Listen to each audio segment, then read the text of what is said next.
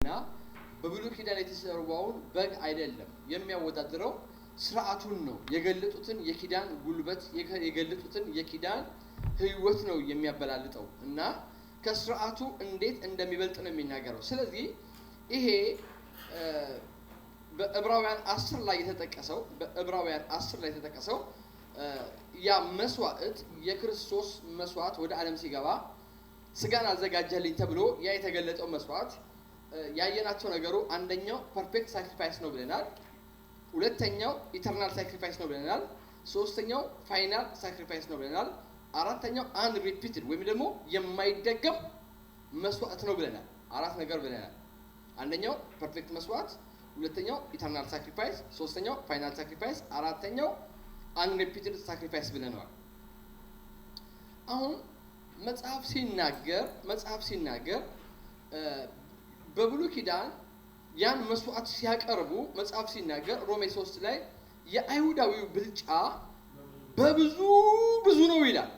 ለምንድነው በብዙ የሆነው? በዛ ላይ የፍሬያማነት የመብዛት ራስ የመሆን ጥበብ ተገልጸዋል። እነዛ ሁሉ በመስዋዕቱ የተገለጡ ናቸው። መስዋዕቱ የገለጠው ናቸው። አሁን ወደ አዲስ ኪዳን ስንመጣ የክርስቶስ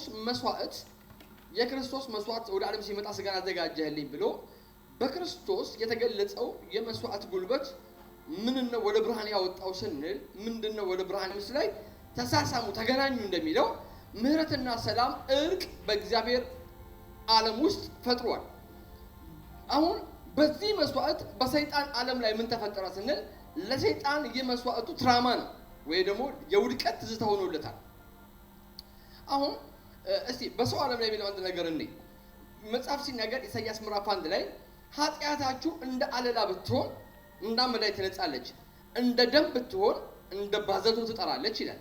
ይሄ አመዳይ ማለት ከበረዶ ይልቅ የነጣ ማለት ነው። ባዘቶ ማለት ደግሞ ሐር ነው። አሁን ኢሳይያስ ሲናገር እንደ አለላ ብትሆን እንደ አመዳይ የሚሆነው እንደ ደም የሆነ እንደ ባዘቶ የሚጠራው ከምን ምክንያት ነው የተነሳ ብሎ ሲናገር ይህ መስዋዕት ሲቀርብ በአብ የጽድቅ ዲማንድ መጠን ስለቀረበ በአብ የጽድቅ ዲማንድ መጠን ማንኛውንም የመርገም ጨርቅ የተባለው ነገር በእግዚአብሔር ፊት አስወግዶት ይህ መስዋዕት ኃጢአታችንን እንደ አለላ ያለውን እንደ በረዶ ይቀይረዋል፣ እንደ ደም የሆነውን እንደ ባዘቶ ይቀይረዋል። ከዛስ ኢሳይያስ 1 ሲነግረን ከዛም አለ ይሄ መስዋዕት ሲቀርብ አለ ዝገትሽን አነጻለሁ ቆርቆሮሽን ደግሞ አወጣለሁ ስለሚል ይሄ በህይወታችን ያለ ዝገትና ቆርቆሮ ልክ ኢያሱ እንደተከሰሰበት እድፋም ልብስ ለብሷል ተብሎ እድፋም የሆነ ነገር በህይወታችን ያለ ዝገት ነገር የምንከሰስበት ነገር ይሄ መስዋዕት ሲቀርብ የዚህ መስዋዕት የጽድቁ ዲማንድ በአብ ዘንድ ገብቶ እርቅና ሰላም ሲያመጣ ሃሌሉያ ዝገታችንን አውጥቶ እድፋችንን አውጥቶ እንደ ባዘቱ አጥርቶን በሱ ፊት ንጹህ አንድ ነገር ልንገራችሁ። አሁን እኛ አንድ ነገር ላወራችሁ ፈልጋለሁ ዛሬ ይሄ ፐርፌክት ኢተርናል ፋይናል እና አንሪፒትድ የተባለው ሳክሪፋይስ ዮሐንስ 1:29 ላይ አይቶት ዮሐንስ የዓለምን ኃጢአት የሚያስወግደው የእግዚአብሔር በግ ብሎ ይሄንን መስዋዕት አካሉን አየብለን ተነጋግረናል። አካሉን ስናይ ዮሐንስ በገለጸው አካል ውስጥ ይሄ መስዋዕት ያወጣቸው ነገሮች አሉ። እስቲ አንድ ነገር አንዴ ዕብራውያን 7:23 ላይ ሲናገር ምን ብሎ ይናገራል? ካህናት የሆኑ ብዙዎች ናቸው እንዳይሞሩ ግን ሞት ከለከላቸው ይላል። ይሄ ከለከላቸው የሚለው ቃል ነው ዛሬ የምናየው። ሞት ከለከላቸው ይላል። አሁን ለምንድነው ሞት የከለከላቸው ሲባል ከአዳም መውደቅ የተነሳ በእያንዳንዱ ፍጥረት ላይ የሞት ኢንግሬዲየንት ገብቶበታል። በአዳም መውደቅ የተነሳ በእያንዳንዱ ነገር ላይ የሞት ኢንግሬዲየንት ገብቶበታል። ኢቭን ፍጥረት ወደ መበስበስ እንዲቀየር ተደርጓል። በሰው ውስጥ ራሱ ሞትና መበስበስ የሚለው ነገር በሰው ውስጥ ገብቶበታል። ከዛ የተነሳ ይሄ ከለከላቸው የሚለው ቃል እንደምን ማለት መሰላችሁ? ሞት ከለከላቸው የሚለው ቃል እንዴት ማለት መሰላችሁ? እነሱ ማገልገል እየፈለጉ መኖር እየፈለጉ ነገር ግን በውስጣቸው ለሞት የሚሰራ ኢንግሬዲየንት ስለተገኘባቸው ያቀረቡት መስዋዕት የሞትን ኢንግሬዲየንት ከውስጣቸው ሊያወጣ ስላልቻለ ሞት በዛ ዘመን ከልካይ የሚለው ቃል ኤኩሎ ይለዋል በዕብራይስጥ። ኤኩሎ የሚለው ቃል ምን ማለት መሰላችሁ? አንድ የበላይ ሆኖ አንድን ሰው እንደማገድ ነው። እንደ ኬላ እንደ ማዕቀብ የሚለውን ቃል ነው የሚፈታው። እንደ ማዕቀብ እንደ ኬላ እንደ ማገድ የሚለውን ነው የሚፈታው። ስለዚህ እንደ ኬላ እንደ ማዕቀብ እንደ ማገጃ ሆኖ ሞት ከልካይ ሆኖ ነበረ። አሁን ግን አለ መጽሐፍ ሲናገር ኢየሱስ ክርስቶስ ግን አለ በዛ መስዋዕት ዕብራውያን 10 ላይ አንዴ ሲያቀርብ ምን ብሎ የሚናገር አለ? እነሱን ሞት ከለከላቸው ይላል። እሱ ጋር ግን ሲመጣ ዕብራውያን 7 ቁጥር 16 ላይ መጀመሪያ ቁጥር 16 ላይ በማያልፍ የህይወት ኃይል ይላል። አሁን እሱ ግን የመጣበት ኢንድለስ ላይፍ የሚባል ሃሌሉያ፣ በዛ መስዋዕት ውስጥ የወጣ ኢንድለስ ላይፍ ደግሞ ማብቂያ የሌለው ብቻ ሳይሆን ኢንድለስ ላይፍ የሚባለው ምን ትርጉም ይሰጠዋል? ኢንድለስ ላይፍ የሚለውን ካይንድ ኦፍ ላይፍ ይለዋል አንደኛ፣ ሁለተኛ ኳሊቲ ኦፍ ላይፍ ይለዋል። የህይወት አይነትና የህይወት ኳሊቲ ነው። ይሄ የህይወት አይነትና የህይወት ኳሊቲ የእግዚአብሔር ኔቸር ያለበት ነው። ለምን ሲባል ህይወት ከእግዚአብሔር ስለጀመረ የእግዚአብሔር ኔቸር የያዘ ህይወት ነው የሚያወራው። አሁን ይሄኛው ካህን ግን በመስዋዕት ሲመጣ በዚህ መስዋዕት ውስጥ የተገለጠው አንድ ነገር አንድ ዘላለም የሚባልን ህይወት ወደ ብርሃን አወጣ። እስቲ አንድ ሰው አሜን ይበል። ገብቶችኋል የማወራው ነገር? አሁን ዘላለም የሚባል ነገር ወጣ ሲባል ዘላለም ሲባል ዱሬሽን ኦፍ ታይም አይደለም፣ ከጊዜ ጋር የተገናኘ አይደለም። ካይንድ ኦፍ ላይፍ ነው፣ ኳሊቲ ኦፍ ላይፍ ነው። ገብቶችኋል? የወጣው ካይንድ ኦፍ ላይፍ ነው፣ ኳሊቲ ኦፍ ላይፍ ነው። አሁን ሲወጣ ቁጥር 24 ላይ ምን ብሎ ይናገራል? ለዘላለም የሚኖር እርሱ ይላል። ጻፏ ለዘላለም የሚኖር እርሱ ይላል።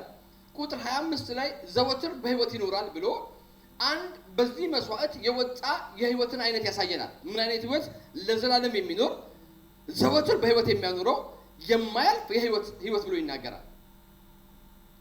ስለዚህ በዚህ መስዋዕት አንዴ ስሙኝ፣ በዚህ መስዋዕት አንድ እውነት አንድ ህይወት ተገልጧል። ምንድነው የተገለጠው? ዘላለም የሚባል ነገር። ገብቷችኋል? ዘላለም የሚባል ነገር ዱሬሽን ኦፍ ታይም አይደለም። አሁን ብዙ ጊዜ ሃይማኖት የሚያያይዘው ከጊዜ ጋር ነው። ዘላለም የሚለው ከርዝማኔ ጋር ነው የሚያያይዘው። መጽሐፍ ግን የሚናገረው ይሄ ካይንድ ኦፍ ላይፍ እና ኳሊቲ ኦፍ ላይፍን ነው የሚለው። ስለዚህ በዚህ መስዋዕት ዘላለም የሚባል ወጥቷል። ለምንድን ነው ዘላለም የሚል ያወጣው ይባል? ዕብራውያን 13 ላይ ኢቭን ደሙ ሲቀርብ ዕብራውያን 13 ላይ በዘላለም ኪዳን ደም ስለቀረበ ገብቷችኋል? በዘላለም ኪዳን ደም ስለቀረበ ገብቷችኋል? ካይንድ ኦፍ ላይፍን ኳሊቲ ኦፍ ላይፍን አውጥቷል። ምን ማለት መሰላችሁ? ስሙ፣ ምን ማለት መሰላችሁ? ልክ መንፈሳችን የኛ መንፈስ ከውድቀት የተነሳ ሙት ነበረ። አሁን ሙት የሆነው ያ መንፈሳችን ላይ ክርስቶስን ስንቀበል ዘላለም የሚባል ነገር መንፈሳችን ላይ ተጸነሰ። አንዴ ስሙ። አሁን ዘላለም የሚባለው ነገር መንፈሳችን ላይ ሲጸነስ በመንፈሳችን ላይ የተጸነሰው ዘላለም በውስጡ ዘላለም የሚባለው ነገር የተጸነሰው መንፈሳችን ላይ በውስጡ ምንን ይዟል ስንል አንደኛ ጴጥሮስ ምዕራፍ 1 ላይ የማይጠፋንና የማይሞት ነገርን ህይወትን በውስጡ ይዟል። አሁን ያ የማይጠፋ ዘርና የማይሞት ዘር በውስጣችን ስላለ መንፈሳችን ላይ ሲመጣ መንፈሳችንን እንቀሰቀሰውና መንፈሳችን ላይ የተጸነሰው ያ ህያውነት ገብታችሁ ያ ካይንድ ኦፍ ላይፍ ያ ኳሊቲ ኦፍ ላይፍ ወደ ነፍሳችን ወረደና ቀጥሎ ወደ ስጋችን ወረደ። ሃሌሉያ። ጳውሎስ ሲናገር ለዚህ ነው እኔ የምኖረው በሱ ላይ ባለኝ እምነት ሲለው፣ አሁን ጳውሎስ የተጸነሰበት ነገር አለ ነፍሱ ላይ፣ መንፈሱ ላይ የተጸነሰበት ነገር አለ። ነው አይኖ ግን ቀስ ብላችሁ ለመስማት ሞክሩ። ለምን ነው ኮምፕሊኬትድ የሆነው? የምናወራው አሁን በመስዋዕቱ የወጣውን ህይወት ነው። ብዙ ጊዜ በመጽሐፍ ቅዱስ ሞትና ጨለማ አብረው ሲሰሩ ብርሃንና ህይወት አብረው ነው የሚሰሩት። የትም ቦታ ሲጠራ ሞት ከጨለማ ጋር ነው፣ ብርሃን ከህይወት ጋር ነው። ኢየሱስ እኔ ብርሃን ነኝ፣ እኔ ህይወት ነኝ ይላል። ሞት ይላል፣ ጨለማ ይላል። አሁን ነፍሳችን ላይ ጨለማና ሞት ነበረ። ገብቷችኋል? ጨለማና ሞት ነበረ። አሁን በዚህ መስዋዕት ለምን ቆሮንቶስ 15 ላይ የፊተኛው ሰው ከመሬት መሬታዊ ነው፣ ከነፍስ ነፍስ ነው። ሁለተኛው ሰው ግን ከሰማይ ሰማያዊ ነው። ከዛስ ከመንፈስ መንፈሳዊ አይደል የሚለው። ስለዚህ መንፈሳዊ ስለሆነ ያ መንፈስ ሲመጣ በውስጡ ህይወትና ብርሃን አለው። ልክ ስለዚህ ህይወትና ብርሃን ስላለው በዘፍጥረት 1 ላይ ይከፈል እንዳለ ያ ብርሃን እንደመጣ እንደከፈለ ይሄ የህይወት ትርጉም ሲመጣ ወደኛ ሃሌሉያ ዘላለም የተባለው ሲመጣ በህይወታችን ላይ የተደባለቀውን ማንኛውም ጨለማና ሞትን ከነፍሳችን ላይ ምን ያደርገዋል? ይከፍለዋል። ስለዚህ በዛ መስዋዕት እነሱ ሞት ከልክላቸዋል። ለምን? የሞት ኢንግሪዲየንት ተገኘባቸው።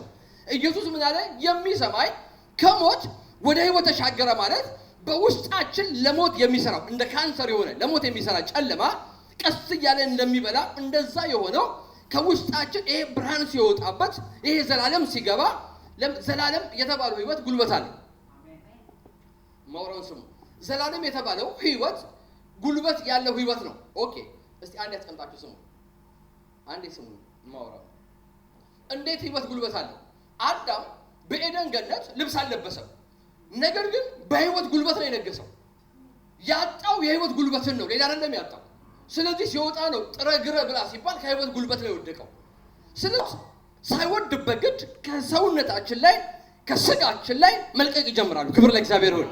ለምንድን ነው የሚለቁት? የመጣው ያ ህይወት ጉልበት አለው። ምሳሌ ልስጣችሁ። የኤልያስ እና ኤልሳ ህፃኑ ልጅ ላይ ተጋደሙበት። ሰውየው ልጁ ምንድነው? ሙት ነው። ነገር ግን በእነሱ ላይ ያለ የህይወት ጉልበት ስለነበረ ሰውየውን ገጥሞ ሲያስተላልፉበት ወዲያውኑ ህይወት ከነሱ ወርዶ ወደ ሰውየው ገባ። ህፃኑ ምን አደረገ? ነቃ ይላል። ልክ እንደዛ እኛም የምንሰማው ቃል ሙት የሆነ መንፈሳችን ላይ ሲመጣ መንፈሳችንን ሁሉ ያነቃዋል። ሃሌሉያ! ለዚህ ነው የእግዚአብሔር መንፈስ ለሚሞተው ሰውነታችሁ ያ መንፈስ አንድ ሰው አሜን ይበል። ሃሌሉያ! ህይወትን የሚሰጥ ነው። ስለዚህ ይሄ ህይወት እንዲህ አለ ጌታ ኢየሱስ ክርስቶስ። ምን አላቸው መሰላችሁ? በመስዋዕት ስጋ አድርጎ በልጁ ምን አደረገው? ገለጸው። ክብር ለእግዚአብሔር ይሁን። ስለዚህ በልጁ አንድ ህይወት ተገለጸ። ምን አይነት ህይወት? የማይጠፋ የማይበሰበስ ህይወት በልጁ ምን መደረግ ጀመረ? መንጸባረቅ ጀመረ፣ መገለጥ ጀመረ። ስለዚህ በመጽሐፍ ህይወት ያላችሁ ይመስላችኋል? አይመስላችሁ። አሁን ግን አለ ለምንድን ነው አላችሁ? አሁን አለ የህይወት ራስ የህይወት ባለቤት የህይወት አገናኝ ምን ብሎ አላቸው? ተገልጦ። አሁን አንተ ይሄው ማንደረድራችሁ ምን መሰላችሁ? አንተ ገላ ሳያችሁ የበፊቱ መስዋዕት ይውላችሁ ካህኑም ኢምፐርፌክት ነው፣ መስዋዕቱም ኢምፐርፌክት ነው። ስለዚህ ኢምፐርፌክት ካህን ኢምፐርፌክት ሳክሪፋይስ ነው የሚያቀርበው። ስለዚህ ኢምፐርፌክት እና ኢምፐርፌክትን አጋጭተህ ፐርፌክትን ልታመጣ አትችልም።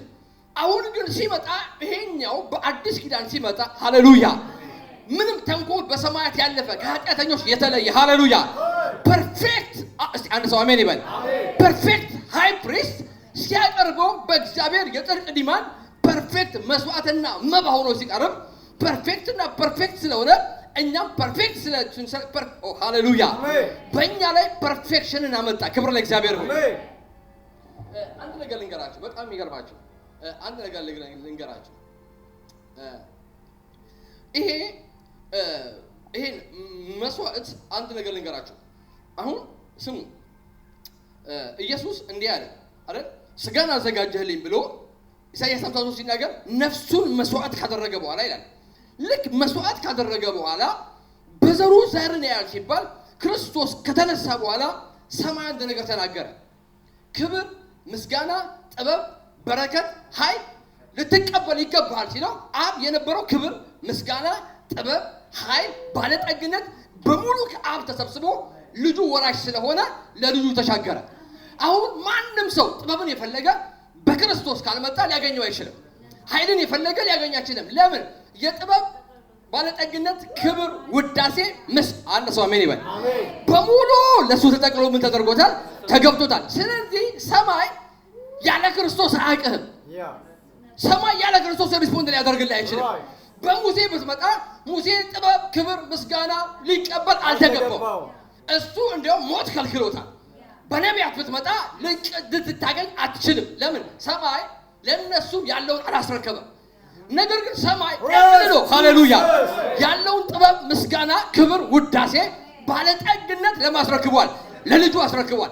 ስለዚህ በልጁ በኩል የመጣ ጥበብ ቢፈልግ፣ ክብር ቢፈልግ፣ ምስጋና ቢፈልግ፣ ኃይል ቢፈልግ ከዚህ ነገር ጋር አንድ ሰው አሜን ይበል። ሃሌሉያ። የሚገርማችሁ እያንዳንዱ የብሉይ ኪዳን ትንቢቶች የሞሉት ይሄ መስዋዕት ባይሞላ እያንዳንዱ የብሉይ ኪዳን ትንቢት ተንጠልጥሎ ይቀራል። ተንጠልጥሎ ይቀራል። ለምን?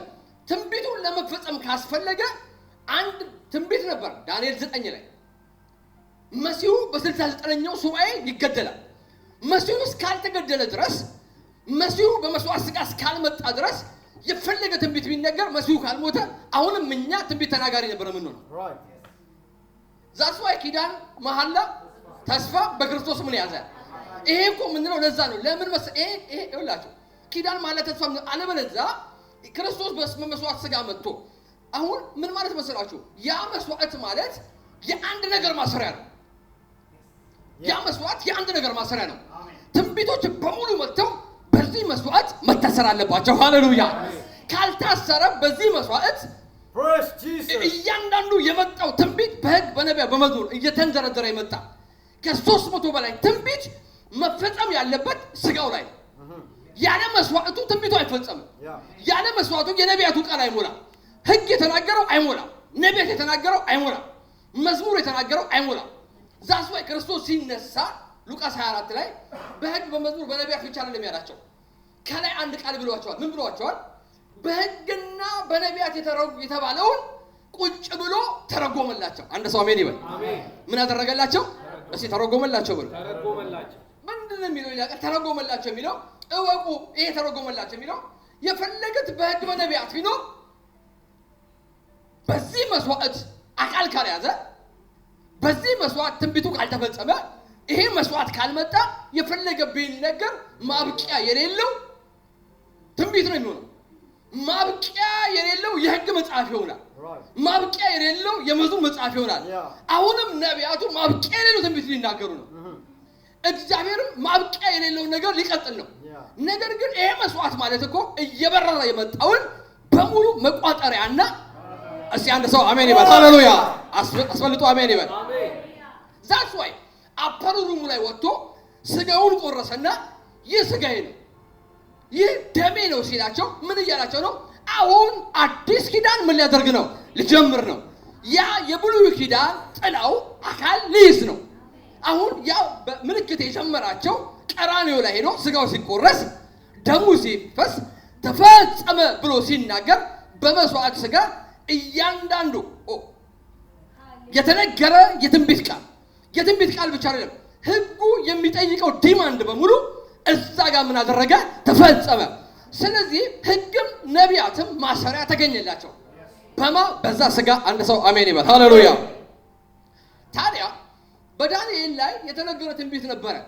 በ69ኛው ሱባኤ መሲሁ ሲገደል የቆመው የእግዚአብሔር ሰዓት የሚለውን ካሴት አግኝታችሁን ለመስማት ሞክሩ። እሱ ላይ ስፔሻሊ ይገልጸዋል። ኢሳይያስ ዳንኤል 9 ላይ ሲናገር በ69ኛው ሱባኤ በደል ይስተሰርያል፣ የዘላለም ጽድቅ ይገባል፣ አመፃ ይጨረሳል፣ ኃጢአት ይፈጸማል፣ ራእይና ትንቢት ይታተማል የሚል 6 ነገር ነበር አይደል? ልድገመዋለሁ። ቅድስተ ቅዱሳን አንደኛ በደል ይስተሰርያል፣ ሁለተኛ የዘላለም ጽድቅ ይገባል፣ ሶስተኛው አመፅ ይጨረሳል፣ አራተኛው ኃጢአት ይፈጸማል፣ አምስተኛ ራእይና ትንቢት ይታተማል፣ ስድስተኛ ቅድስተ ቅዱሳን ይቀባል። አሁን ይሄ ሁላ የሚሆነው መቼ ነው? ኢሳይያስ 53 6ቱን ቃላት ሲያስረው እግዚአብሔር አንድ ነገር ፈልጓል። ምን ፈልጓል?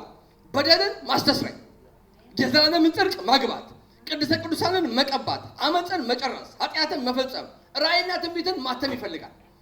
ለማተም ግን እግዚአብሔር እነዚህን ነገር ለመስራት ግን አንድ የመስዋዕት ሥጋ ያስፈልገዋል። ስለዚህ ኢሳይያስ 53 ሲናገር የእግዚአብሔር ፈቃድ በእጁ ይከናወናል። ሃሌሉያ! አሁን ያ ፈቃዱ በእጁ አንድ ሰው አሜን ይበል እስቲ። አስበልጡ፣ አንድ ሰው አስበልጡ። አይሰማም? አሜን በሉ በደምብ። ያ ነገር የተነገረው የእግዚአብሔር ፈቃድ በእጁ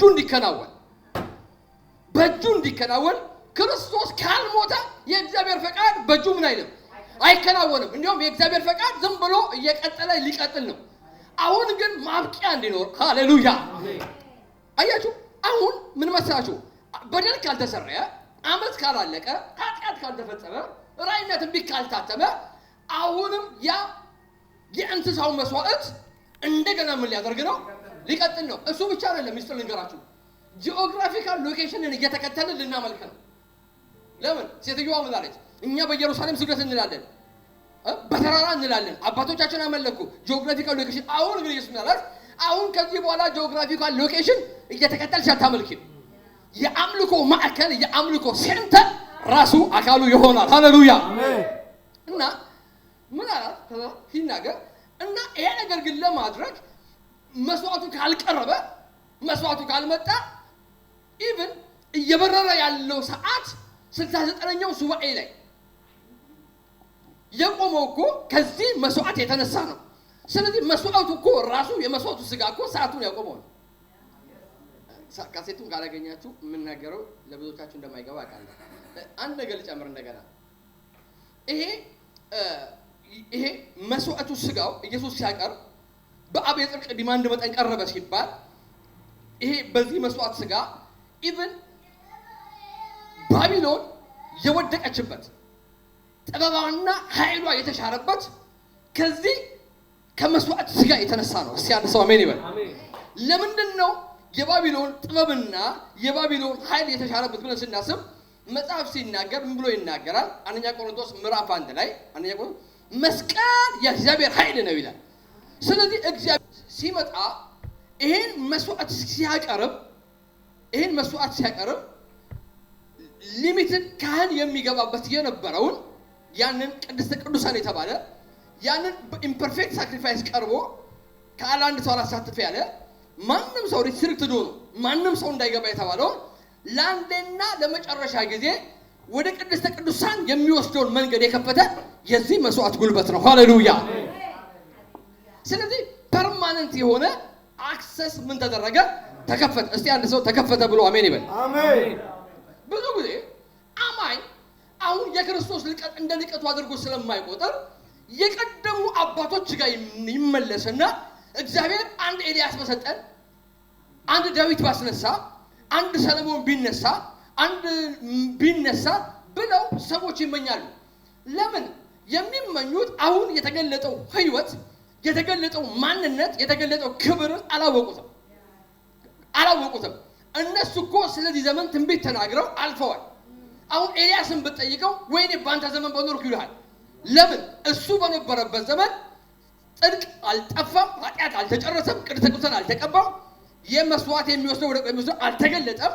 ስለዚህ እሱ በነበረበት ዘመን እነ ሙሴ በነበሩበት ዘመን የህጉ መስዋዕት ስለነበረ መጋረጃው ሳይቀደን ያለው እኔና እናንተ ግን ያለነው በተሻለ አንድ ሰው አሜን ይበል። ሃሌሉያ። አንድ ሰው ደግሞ ምን ይላል? አሁን አያስፈልግም። አሁን የሚያስፈልገው ትምህርት በስቷል፣ ህይወት ነው። ህይወት ይገለጥ። ሳትማር ከትምህርቱ ነው የሚገለጠው። ውስጥ ያልተዋሃደ አንድ ሴት ልጅ መጸነስ ካስፈልገ የተቀበለችው ዘር ነው ወደ ልጅነት የሚመጣው። ያልተቀበልከው ዘር ምንድነው የሚጸንሰው? መጽሐፍ ሲናገር ንፋስ ጸነሱ አውሎ ንፋስ ወለዱ ይላል። ስለዚህ ያለ ትምህርት የምትጸንፈው ንፋስ ነው፣ ብትወልደው አውሎ ንፋስ ነው፣ ጠርጎ ነው የሚሄድ። ለመከራከር አይጠቅም። አየህ፣ ስለዚህ ሰዎች ህይወት ነው የሚያስፈልገው ይላል። አንዳንድ ደግሞ ሰዎች ይመጡና ኖ አሁን በቃ መስማት ብቻ አይደለም የሰማነው ደግሞ ልክ እንደ ኦርቶዶክስ በልቦናችን ያሳድር።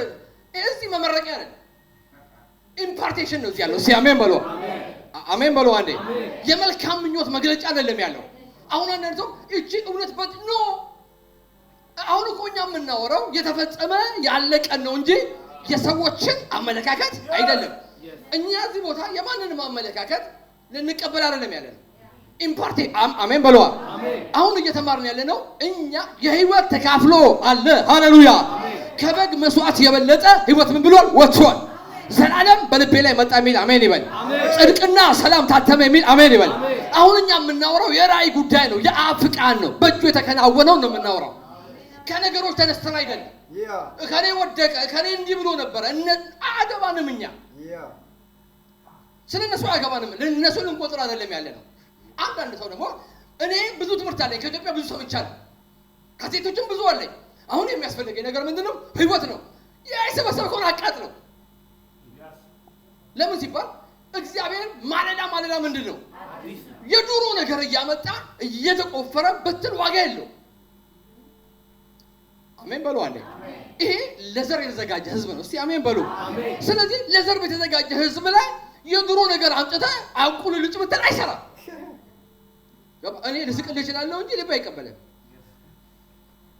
ልሰማህ እችላለሁ እንጂ ልብ አይወርድም። ለምን? አሁን ሰማይ ምን ይላል? ጥያቄ እኮ ያ ነው። እኔም አንተን የምከተልህ ሰማይ ምን ይላል ብለህ ከመጣ ገባ ከሰማይ አሁን ይሄን ሰምቻለሁ ካልክ እከተልሃለሁ። ለምን? ኢየሱስ ምን አለ? አሁን የአብን ለፈቃድ ላደርግ ከሰማይ ምን አድርጋለሁ? ወርጃለሁ። አሁን ማን ነው የወረደው ከሰማይ? ምን ሰምቶ ወርዷል? ምን አለው? አለበለዚያ ሎጂክ ነው የሚሆነው፣ አለበለዚያ ሳይንስ ነው የሚሆነው። ታዲያ እኛ እነሱ ሞት ተከለከሉ ተብሎ የነሱ ነገር ሲዘጋ እኛ ግን አንድ ነገር ተናገረ። ፈጽሞ ምን አላደረገም አለ። እስቲ አንድ ሰው አሜን ይበል። ለዚህ ነው በዚህ መስዋዕት ሲወጣ እንዲህ አለ፣ ሞቼ ነበርኩ አለ፣ አሁን ግን ምንድን ነኝ አለ? ሕያው ነኝ። መነሳቱ ለነርሱ ሕያው እንደሆነ ምን አደረጋቸው? አሳይ። አሁን ሲናገር ሕያው ነኝ እያለ እየተናገረ እንዴት ተመልሰህ አንተ የሞተ ነገር ታመጣለህ? አሁን ስብከታችን መሆን ያለበት ከዚህ የሚጀምረው ሕያው ነው የሚል አሜን ይበል። አንድ ሰው አሜን ይበል። ሃሌሉያ። ታዲያ ድሮ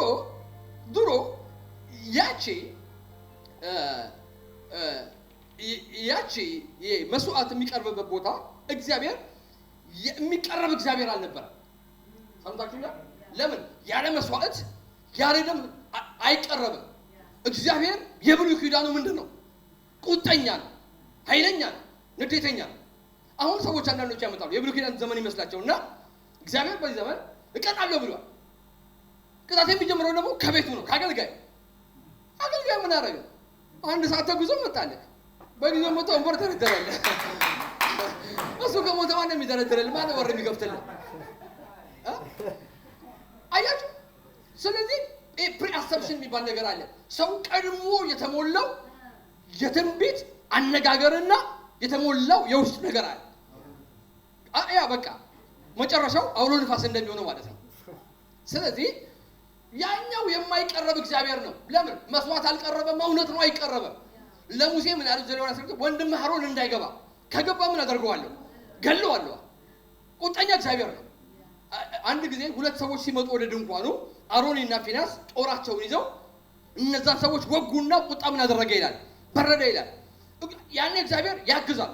ተበቀለው፣ በለው፣ እርገመው፣ ምታው ይላል ራሱ እግዚአብሔር። አሁን ግን መስዋዕቱ ሲገባ የአቤል ጽድቅ ዲማንድ ስለደረሰ እርግማን፣ በደል፣ ሞት ሁሉ በዛ መስዋዕት ላይ ስላለቀ፣ ቁጣም ስላለቀ፣ ብስጭቱም ንዴቱም የእግዚአብሔር ስላለቀ፣ እስቲ አንድ ሰው አሜን ይበል። ምንም የሚወጣ ንዴትና ብስጭ አረ አንድ ሰው አሜን ይበል። ሃሌሉያ። እስቲ አንድ ሰው አስበልጦ አሜን ይበል። አስበልጦ አሜን ይበል። አንዴ እንዲያውም መጽሐፍ ሲናገር ራእይ 14 ላይ የምስክሩ መቅደስ ተከፈተ ይላል። ከተከፈተ በኋላ ይላል ሲዘምሩ ሰማው ይላል። ፍርድ አይደለም የተሰማው፣ ዝማሬ ነው። ሃሌሉያ። ታርዳሃል፣ ክብር ምስጋና ልትቀበል ይገባ፣ ሃሌሉያ የሚል ዝማሬ ነው ከመቅደሱ የተሰማው። ገብቷችኋል? ታዲያ ያ ያለ መስዋዕት የሚቀርብ እግዚአብሔር ለምን? ራሱ እግዚአብሔር ባዶ እጅን አንድ የእስራኤል ወንድ በፊቴ እንዳይታይ ብሎ እግዚአብሔር አውጆ። ስለዚህ ማንም ሲመጣ ባዶ እጁን መታየት አይችልም። እግዚአብሔር ብሏል ማንም የእስራኤል ወንድ በዓመት 3 ሲመጣ ባዶ እጁን እንዳይታይ ብሏል። በፊስቶ ፓስኦቨር፣ በፊስቶ ፔንታኮስት፣ በፊስቶ ታበርናክል፣ በሶስቱ በዓል እያንዳንዱ የእስራኤል ወንድ በግ መጎተት አለበት። ካቃተው ርግብም ዋኖስም ይዞ መምጣት አለበት። ለምን? መስዋዕቱን አቅርቦ ነው እግዚአብሔር የሚታረቀው። ያለዛ መስዋዕት አያየው። አሁን አንተ በግና ርግብ እንዳትጎተት ዮሐንስ መጽሐፍ ሲናገር ሲመጣ አይቶ ይላል። ቀጥሎ ደግሞ ሲሄድ አይቶ ይላል። እዛው ላይ መጀመሪያ ሲመጣ ነው ያየው፣ ቀጥሎ ሲሄድ አየውና ይላል ሁለት ጊዜ የእግዚአብሔር በግ አለው ይላል። እኛም የመጣውን አይተናል፣ የሄደውንም የእግዚአብሔር በግ ተመልክተናል። ሃሌሉያ። እሱ ያ የመስዋዕት ስጋ ሰብስቲቲዩት አድርጎ የኔና የእናንተ ነገር አረ አሜን በሉ አንዴ ሃሌሉያ። ታዲያ ይሄ እኮ ኢምፐርፌክት ሳክሪፋይስ አይደለም እኔን ወክሎ የቀረበው፣ በሰማይ የቀረበው ፐርፌክት ሳክሪፋይስ። አንድ አሜን በሉ አንዴ። ኢተርናል ሳክሪፋይስ፣ ፋይናል ሳክሪፋይስ፣ አንሪፒትድ፣ ፈጽሞ በምንም ታምር ሊደገም የማይችል ኢቭን ሰማይን እንኳን የቀየረ መስዋዕት ገብቷል። ሃሌሉያ። ታዲያ የመጨረሻ ውጤት የታየበት በዚህ መስዋዕት ነው። የመጨረሻ ክብር የተገለጠው በዚህ መስዋዕት ነው። የመጨረሻ ድልም የተገለጸው በዚህ መስዋዕት ነው። ለዚህ ነው ሌላ ክብር የለም። ለምን? በመስዋዕቱ የወጣ ክብር አለ። ሌላ ህይወት የለም በመስዋዕቱ የወጣ ህይወት አለ ሌላ ትርጉም የለም በመስዋዕቱ የወጣ ትርጉም አለ አሁን ኢንዋርድ ማን አጀስትመንት ያስፈልጋል የተጣመመ ማንነታችን በእግዚአብሔር ቃል መቃኘት አለበት እስቲ አሜን በሉ አንዴ አሜን ያልተቃኘ ጊታር ሰምታችኋል ማንንም ሰው ምን ሊያደርገው ይችላል ሊጫወተው ይችላል በማክሰው መካከል ምን ሊሆን ይችላል ሜሎዲ ሆኖ ሰው ሁሉ ሊጨፍር ነገር ግን ሙዚቃ አዋቂ መጥቶ በተጣመመ ጊታር ብትቃይ ሰው ምን ይላል ሰው የጆሮ ምን አደረከኝ ይላል አያት አንዳንድ ጊዜ በተበላሸ በተበጣጠሰ ጊታር ተጠጋግሮ የሲና ትምህርትና ስብከቶች ሁሉ የሰውን አእምሮ ነፍስ ሊያስጨፍሩት ይችላል ነገር ግን የተቃኘ ሰው ሲመጣ ምን ነው የምትለው ይላል አቁሞ አይ አሁንኛ ያለነው ለመከልከል ነው ሲያሜን በሉ አንዴ አሜን በሉ አንዴ አንድ ሰው ከልካይ ሆኖ ሊነሳ ይችላል ሃሌሉያ ታዲያ ሁሉ አልቆ ሁሉ ተፈጽሞ እንዳልኳችሁ ያን መስዋዕት ቀርቦ ሰብስቲቱ ተደርጎ የእግዚአብሔር መስዋዕት እንዲህ የሚበረሳት ገብታችኋል ይሄ መስዋዕት አስቆሞት እኛ በምህረት ተወልደን በጽድቅ ተወልደን ጽድቅና ሰላም ተስማምተው ይህ መስዋዕት ገብቶ አብ ሰምሮለት ዘላለም የሚባል ህይወት ለኛ ተለቆ ሃሌሉያ አያችሁ ያ ልቀት የኛ ልቀት ሆኖ እስቲ አንድ ነገር ተናገረ ይንጻል አንድ ነገር ተናገረ ይንጻል የመጨረሻ ነገር የታየበት ነው አለ ለዚህ እኮ ነው መጽሐፍ ሲናገር ምን ብሎ ይናገራል ወደ እርሱ የሚመጡትን እኮ የሚለው ሊያድናቸው የሚችለው እኮ ከተሰራው ስራ የተነሳ ነው ገብቶ የተደረገው ማዳን የተገለጠው ክብር ያ የብሉይ ኪዳን መስዋዕት እንኳን የገለጠው ነገር ነበር ለምን ፍሬም እዛ ውስጥ እኮ በመስዋዕት ውስጥ አንዴ ስሙ በዛ በተገለጠው መስዋዕት ውስጥ እኮ በእስራኤል በዛ በበግ ውስጥ እኮ ክብር ተገለጠና ምን አለ የእስራኤላዊው ብልጫ እስቲ ሁላችሁ በብዙ በሉ አይሰማኝም በደንብ በብዙ በሉ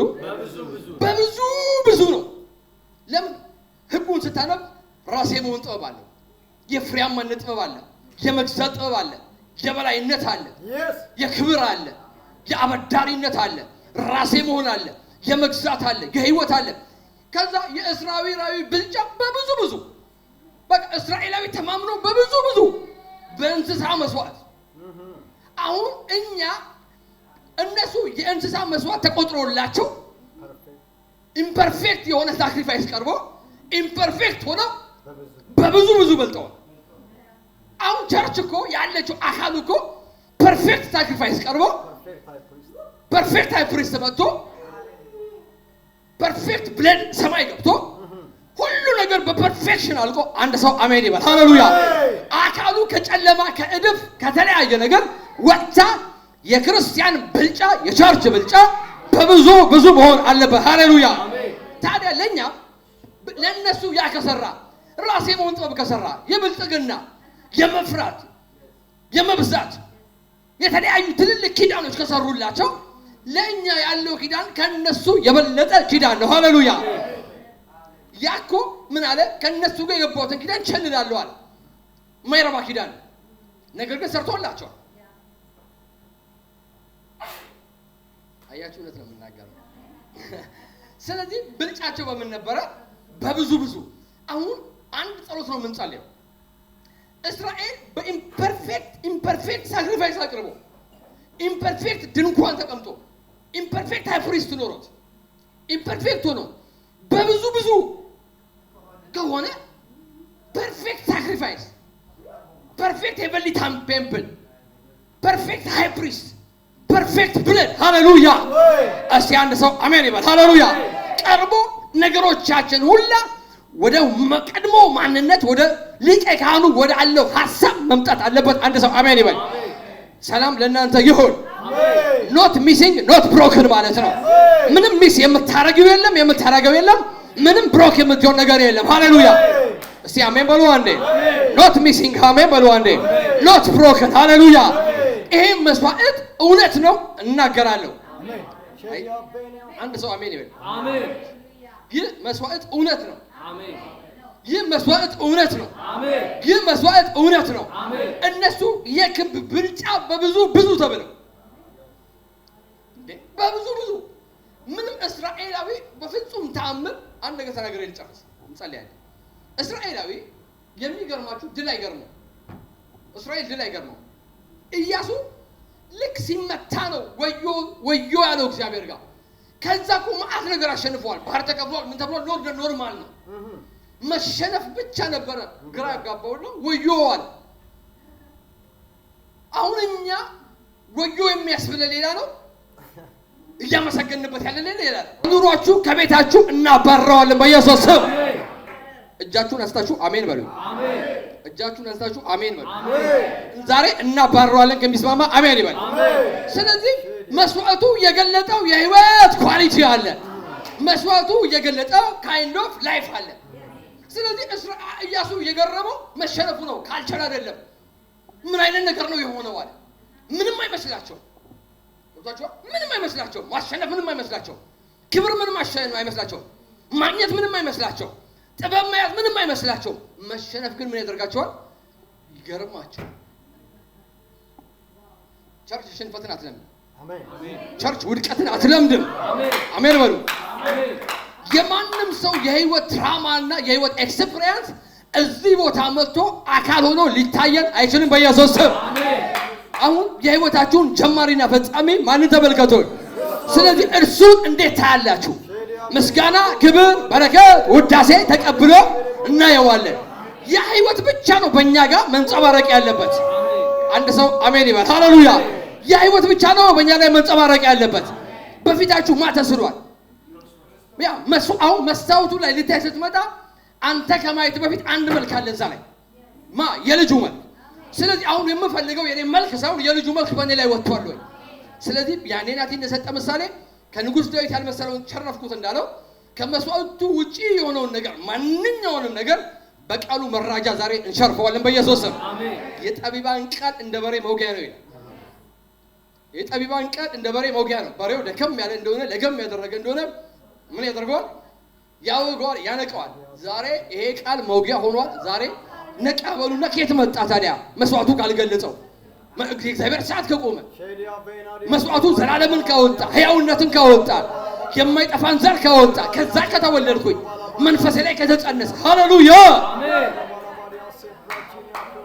ከአፌ የወጣው ቃል ስራ ሳይሰራ ምን አይደል ማለት አይመለስም። በሉ አንዴ በቤትሽ በኑሮ ምን አያደርግም? በመንገድ ሳይሰራ ተናገሩ። በቤትሽ ሳይሰራ፣ በመንገድ ሳይሰራ፣ በቸርቻችን ሳይሰራ፣ በሲያትን ላይ ሳይሰራ፣ በህይወታችን ላይ ሳይሰራ አይመለስም። በሉ አንዴ የፈለገ ያልተመለሰ ቢመስል አይመለስም። አይመለስም። አይሰማኝም። አይመለስም። አይመለስም። ቆምና እንጸልያለን። አሌክስ መተጸልያለን። ሁላችሁም ቆሟል። አሌክስ መተጸልይ ክሮስ ፓባዲያ ግሎሪያ ፕራዳና ማዲያ glory glory glory glory glory glory glory glory glory glory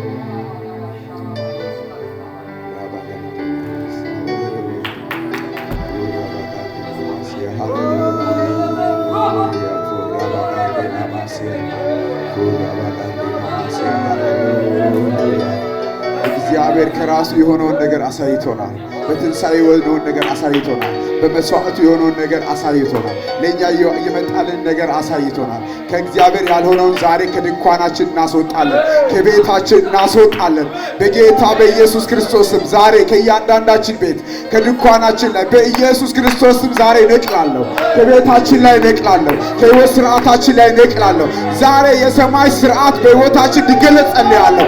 የሰማይ ካልቸር በኢየሱስም ይገለጥ በጌታ በኢየሱስ ክርስቶስም። በመገለጡ የሻራቸው በመገለጡ የሚሽራቸው ዛሬ ከሕይወታችን ላይ በመስዋዕት ሽሯቸዋልና በጌታ በኢየሱስ ስም ኢምፐርፌክት በሆነ መስዋዕት በኢምፐርፌክት በሆነ ሊሚትድ በሆነ በዛ መስዋዕት እነሱ ድል ነሽ ሆነዋል፣ አሸናፊ ሆነዋል፣ በብዙ በልጠዋል። አሁን ለኛ የቀረበው መስዋዕት በዘላለም መንፈስ የቀረበ መስዋዕት ወደ ሰማይ የገባን መስዋዕት ፐርፌክት የሆነ መስዋዕት ፐርፌክት የሆነ ሊቀ ካህን ፐርፌክት የሆነ መስዋዕትና ሊቀ ካህን ቀርቦልናል። ወደ ሰማያት የገባ ኃጢአትን የጨረሰ በደልን ያስተሰረየ ቅድስተ ቅዱሳንን የቀባ ነገሮቻችን የጨረሰ መስዋዕት ቀርቦልናል። የላቀ መስዋዕት ቀርቦልናል በኢየሱስ ክርስቶስ ስም። በዚህ መስዋዕት ትንቢቶች ሁሉ ታስረዋል። በዚህ መስዋዕት ትንቢቶች ሁሉ አካል ይዘዋል። በተስፋ ኪዳን መሐላ ሁሉ በዛ አካል ይዘዋል።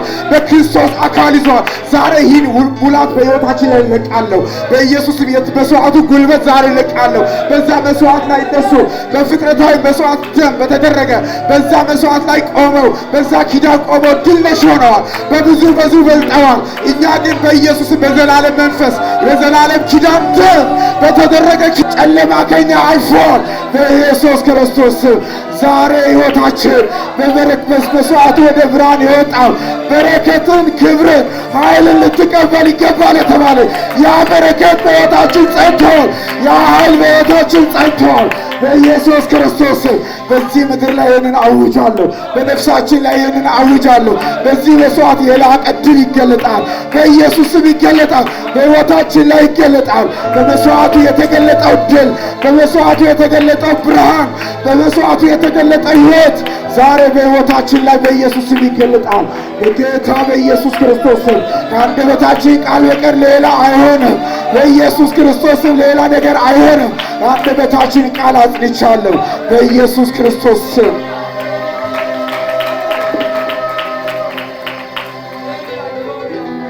እንደገና ለእግዚአብሔር ክብር አንድ ጊዜ እናጨበጭባለን። እስቲ በመረቀልኝ በአዲስና በሕያው መንገድ በሉ። መግባት ሆኖልኛል በሉ። ብልጫዬ በብዙ ነው በሉ። አሸናፊነቴ በብዙ ነው በሉ። ኪዳን አለኝ በሉ። እስቲ ፐርፌክት መስዋዕት ቀርቦልኛል በሉ። ፐርፌክት ሊቀ ካህን አለኝ በሉ። እስቲ ብልጫዬ በብዙ ነው እንላለን።